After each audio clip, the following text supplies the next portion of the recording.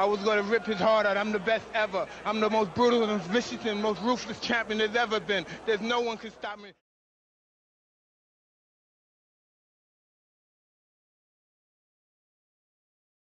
Here we are in New York Subs and Shakes opening in Barking, Essex with former light welterweight king Amir Khan. Amir, thanks for talking to BoxTalk. Thank you very much. Father as well. Congratulations. Sleepless nights? No, it's not too bad. I mean, the baby's she's really good. You know, she's always asleep and she's always behaving and everything. So that's good, man. It saves me from being up all night. 4 weeks, obviously removed from the fight now against Collazo. Looking back at performance, how do you assess the performance? Yeah, I've taken some time off now in this 4 weeks. I've had a chance to look back at the fight and also, see what mistakes I was making, what I should have done in the fight, and what I should have done. But you know, overall, I mean, I was happy with the performance because I was fighting Luis Collazo, who's a very tough operator. You know, if you look at the fights he's lost, the likes of Shane Mosley, Ricky Hatton, and Berto, they've been very close fights. And the beating that we give, I don't think he's ever had. I still respect him. I still think he can go on and win big fights, and he's still one of the top guys in the 147. He was very tough. I didn't think he was going to be that tough till I was in there myself, and I thought, you know, now I know why everyone has problems with him, because he has that kind of style. You know, being southpaw is awkward anyway, but when you aggressive, you throw a lot of shots and awkward, that makes it even harder. First fight at 147, obviously at 140. Not in terms of making weight, you always make the weight clean anyway, but in terms of 147 first fight, did you feel strong? Did it feel good at the weight? Yeah, man, I felt so strong. I mean, if you look back at my last few fights at 140, I stopped knocking at 47 because the power wasn't there. Well, the power miles was there, but it was just that I was draining myself, killing myself, making weight. That was it was making me weak. So I needed to kind of move up the weight a long time. I should have done it after the judo fight because that's when I started having big problems making weight. I think that makes you punch resistant. It makes you weak. I used to go into a fight and my legs were really weak, you know. That shows that it's a weight making. It was very hard to put the weight back on within a day. I used to go into the fight, I went to 146, 147, and now you put the weight after making 140 because I couldn't put the weight on as quick. I was so dehydrated and my body just couldn't hold the water or food. But now at 147, you see me healthy, I'm sweating before I go in the ring. I'm pushing harder. I mean, I'm not going to die. I mean, Luis Collazo actually hardly going down. You know, it doesn't go down yet. And we put him down like 3 times in the fight, so that shows the power's there, you know. Big guy as well, he's fought at 154, so that's it. Has he fought? I think he's had a fight at 154 as well, so yeah, big guy. Physically was bigger than me as well, and I think I fit in the 147 division quite well because I'm quite tall myself, I'm quite big myself, so I fit in well and I train very hard to get up to this weight as well with Tony Brady. I was strength conditioned hard. Those one of my boxing trainer. We did everything right. We didn't cheat ourselves. You know, this was a big make-up weight fight as well. Prior to the fight, I've always thought that your best performance for myself with Martinez, I thought that was punch perfect. First fight in the States, it was the kind of fight that got you over there, got you noticed. Would you say that Collazo is now your best performance? It's one of my best performances, yeah, for sure. I mean, I've had some good performances there. I mean, the Maidana fight was also a good performance. We got best fight of the year. But yeah, I mean, I've had a few good performances, but it's one of the ones that really stand out because Collazo was a very high profile fighter and he was a big name, and because everyone was doubting me in this fight and they said that I was going to have big problems against him and not a lot of people thought I was going to win. I think maybe it is on top of the list as one of the best ones. Looking forward to, going back at the fight, I think a lot of questions were asked about yourself and Virgil Hunt before the fight. Admittedly, I think yourself, you said that the Molina and Diaz fights didn't show you could do the best.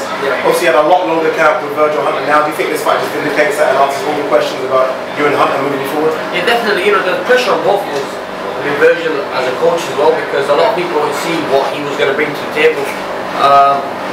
But yeah, you know, Virgil I think is a great trainer, and this was the first time we spent a long time together.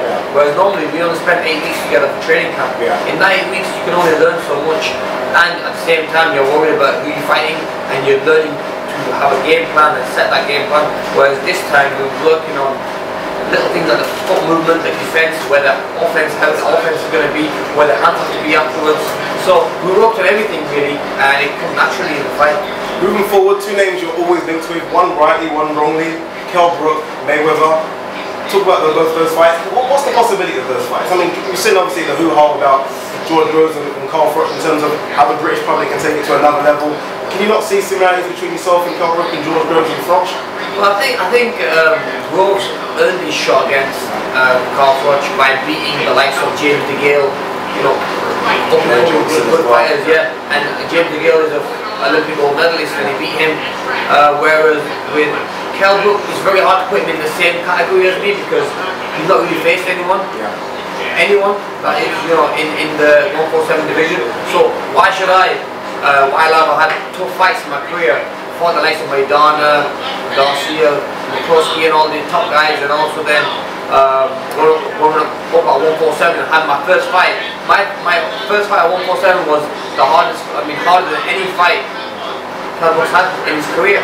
So why should I then give him a payday fight? I mean, does he deserve it? I don't think he deserves it. I mean, put him in a few fights where, you know, where he deserves to fight me, and then I'll take the fight. Plus, I think in America, it'll definitely not sell because nobody in America knows Kell Brook because he's not fought anyone over there decent.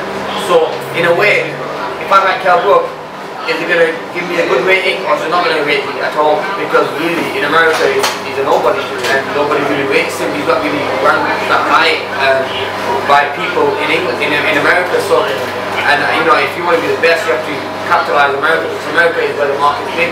But look, I wish him all the best. If we don't meet, you know, I wish him all the best in his career. But I think everyone's frustrated about him because they want him to move forward now and fight better opposition. He's at the same price as me. But look at my career, how heavy I fought for 2 world titles. I fought for more than 2 world titles. I fought for like 3-4 world titles. I've unified divisions. I've fought top guys, you know, back to back. So if I'm doing that, I think Kell needs to do half of what I've done to deserve a fight. After the Collazo fight, after watching Mayweather Maidana, your name was probably tweeted most than anyone on Twitter in terms of who everyone wants to see Mayweather fight next. It looks like obviously it's going to be ruled out for September. Going forward, is it going to frustrate you in the sense that it looks like the fight's getting further and further away now because obviously the next time will be May, and then Mayweather does seem to have this kind of thing where he doesn't really take risk in his fights. Do you see your Collazo performance, in a sense, being as good as it was, making it even harder now to make that Mayweather fight? I mean, what we wanted was a good performance first of all, and that's what we got. The Mayweather fight happened, you know, I'm not a person who said no to it. But I know September I can't do it because of Ramadan, of course, so I can't do that. But then there's rumours around that Mayweather might push the fight to November, December. That I can do because he had a cut in his last fight and needs time for it to heal. That we can do. But if not, then it's really have to be May. But obviously, then I have to have another fight end of the year. You don't want to do it again. You don't want that Devin Alexander situation where you can sit on the fence. Yeah, definitely. No. We don't want to do that again because I was at the game for such a long time, but in a way it worked for me because it helped me to go up to 147 and it made me work on a few mistakes I was making and improve my style. So, but I don't want to do that again because I think I'm going the right way now. I need a couple of fights under my belt, and the more time I spend in the gym and the more fights I have before that Mayweather fight is only going to make me better.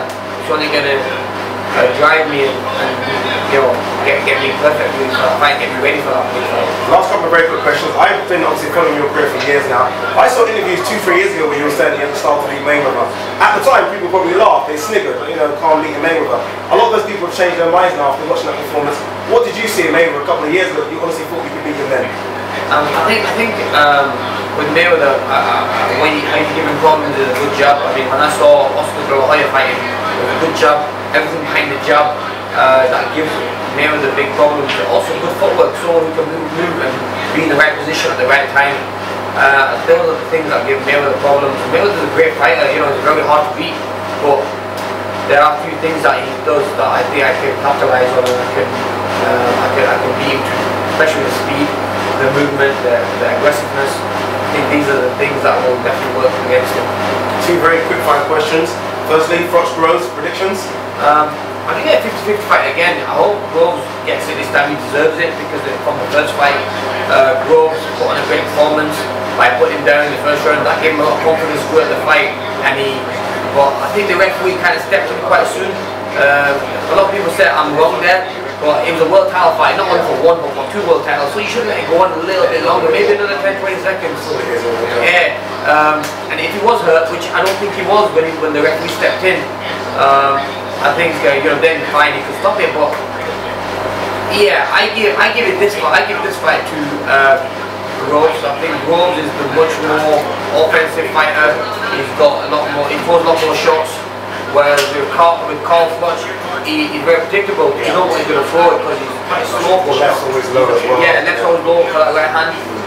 So I see that fight going that way. Yeah, I hope Groves does it because he's younger, and if Kell beats him, where's Kell go from here?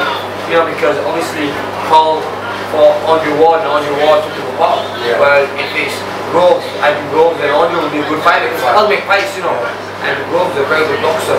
So let's just see the best man will win. I wish him both the best. Final question, big fight in the States next week. Cotto moving up to 160 for Sergio Martinez. What's your thoughts on that fight? Good fight. I like Martinez. Met him 2 times and done quite well. He always puts on good performances. You can see him getting a little bit older now because when he fought against Mayweather, it was a very close fight, and a lot of people thought Mayweather stole it. So is it the best time for Cotto? But then on the other hand, Cotto's had a lot of wars in his career. Is Cotto still the same as people say? So I give it a 50-50 fight again there. I mean, I sit on the fence again because you've got both fighters who have been in wars all their career. They're both getting older. So it's just who's not older, who's not the oldest really.